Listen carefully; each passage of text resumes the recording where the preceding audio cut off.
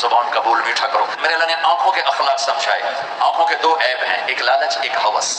ایک لالچ کی نظر اور ایک ہوس کی نظر. تو اللہ تعالیٰ نے کہا اپنی آنکھوں سے لالچ کی نظر ہٹا دے.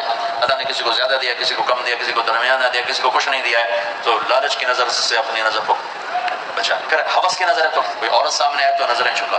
تم لوگ مکس پڑھتے ہو تو اپنی نظر، ہمارا معاشرے میں پردہ نہیں ہے، تم پردہ کیسے؟ اپنی آنکھوں کو جھکانا سیکھو. اللہ کی قسم جس نے نظریں جھکا لی ساری دنیا کے شیطانوں سے گمراہ نہیں کر سکتا. ایک بس کو کراس کر رہے تھے تو اس کے پیچھے لکھا ہوا تھا بہت بڑا کر کے دل، آگے لکھا تھا برائے فروخت برائے فروخت.